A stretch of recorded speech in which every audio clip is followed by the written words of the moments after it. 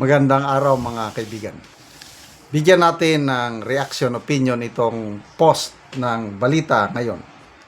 Nabuko kayo na may tinatago, Cayetano sa mga Tulfo. Tila may patutsada si Senator Alan Peter Cayetano sa kanyang mga kritiko matapos questionin kung bakit siya binabatiko sa paggamit ng Facebook. Sa kanyang live stream nitong Hunyo 18, sinabi ni Cayetano na marami ring politiko at personalidad ang gumagamit ng Facebook upang direktang maabot ang publiko. Sabi niya, bakit galit na galit kayo na nag-Facebook ako? Ang hilig nyo na ramang mag-Facebook. So, sasabihin nyo, hindi kasi mas maraming nanonood kay Alan Cayetano kasi nagsasabi ako ng totoo. Binigyan din niya na hindi naman palaging siya ang may pinakamaraming audience online at binanggit pa sina Senator Rapi Tulfo at Senator Erwin Tulfo bilang halimbawa. Sabi niya, hindi naman parating mas maraming nanonood sa akin. Bakit? Last year ba mas maraming nanonood kina Rafi at Erwin Tulfo? Problema, nabuko kayo na may tinatago kayo, di ba? Matatanda nang naging aktibo si Cayetano sa social media sa gitna ng mga kaganapan sa Senado na nauwi sa pagpalit ng liderato at pagkakahalal kay Senator Sherwin Gatchalian bilang bagong Senate President. Sa kabila ng mga batikos, nanindigan si Cayetano na mahalaga ang social media bilang paraan ng direktang pakikipag-usap sa publiko at pagpapahayag ng kanyang panig sa mga isyong pambansa.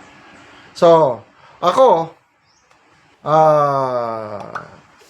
ganahan ako, pabor ako sa pag-pay Facebook Live ni Senator Alan Peter Cayetano. Kailangan. Ping Lacson, hindi lang siya masyadong nagla-live, kailang post siya ng post sa kanyang Facebook page, sa kanyang X. Tuloy-tuloy ang kanyang mga post. Sino ba? Yan na po ang labanan. Kung gusto mong maabot ang taong bayan, mag-communicate ka sa kanila. And the best way is ito, sa social media. Kaya yung mga bumabatikos, ano lang yan, anong tawag doon? Insecure. Mayroong, I think 2 weeks ago, merong Facebook Live ni Senator, SP pa siya noon, SP Cayetano, umabot ng 4 million views. Talagang madaming nanonood. So, dyan mo makikita yung kanyang reach. Dito sa amin sa Mindanao, marami akong kaibigan na mga bishops, pastors ng evangelical Christians. Talagang suportado nila si SP Cayetano pa noon. Up to now, bilang senador na lang siya.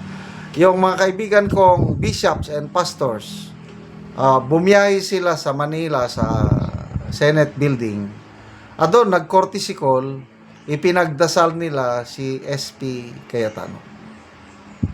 Dahil ako personal opinion ko lang ito, SP Cayetano o Senator Cayetano na ngayon is a man of God. May takot siya sa Diyos. Lahat yung sinasabi niya is naayon sa salita ng Diyos. At tignan nyo, nung kahapon ba yun? Nung klaro na pang-13 na si Joel Villanueva sa Gatchalian, nag-concede na siya.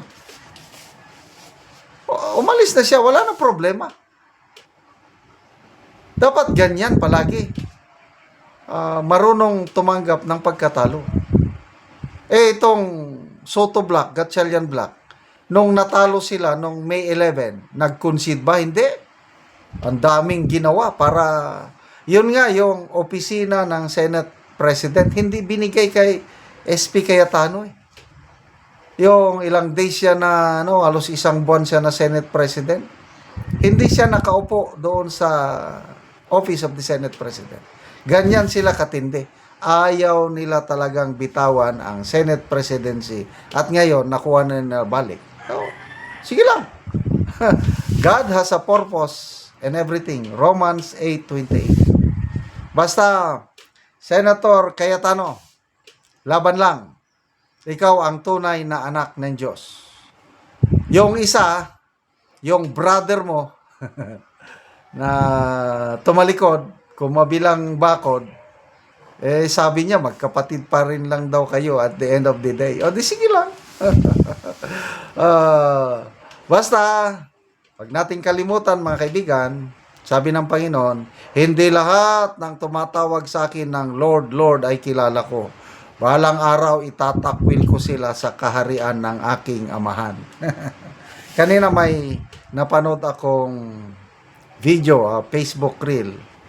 Pahayag ni Senator Villanueva, I will never destroy the good name given to me by my parents. It's priceless.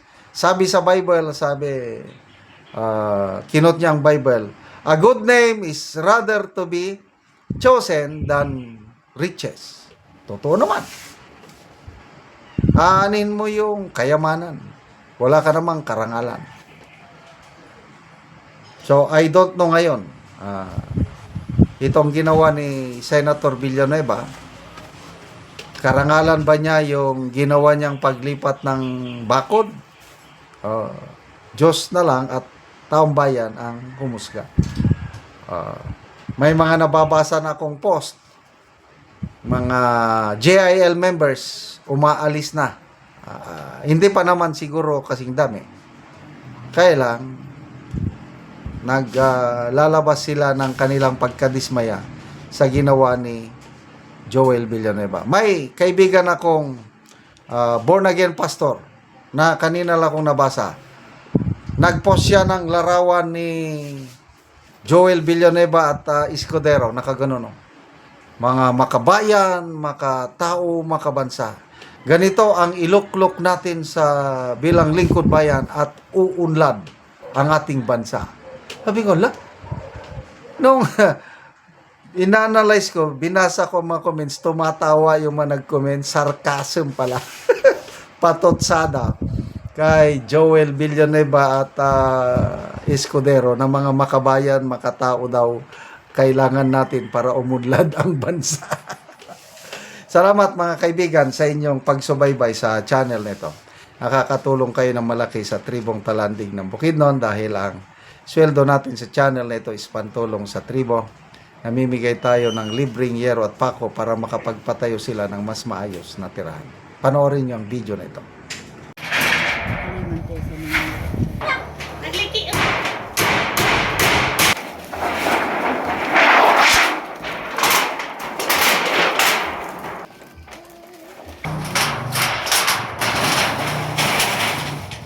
Karon nindot na gid kayo ang ilang atop. Nakaatop na gid sila, napulian na tong ilang yero nga 15 na katuig. Karon maayo na gid. Una-una, magpasalamat ko sa Ginoo nga naikuan og sa nagtabang og sin kay nailisa na gid among sin nga dinagid mi maulanan.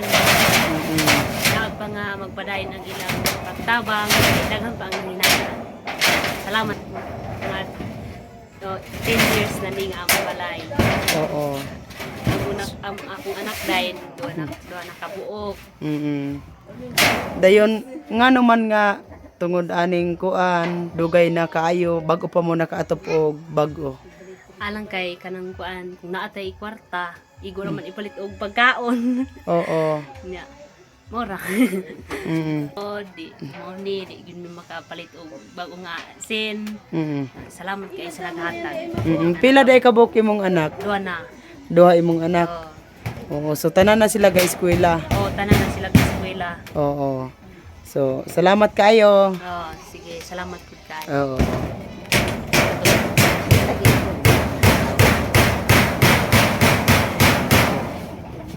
Nindot na gid kayo nga tan-awon og salamat kayo sa Ginoo o sa nagtabang ani, labi na sa naging sponsor. Salamat kayo sa Ginoo sa pagtabang sa among mga katribo nga tanan. Salamat and God bless us all.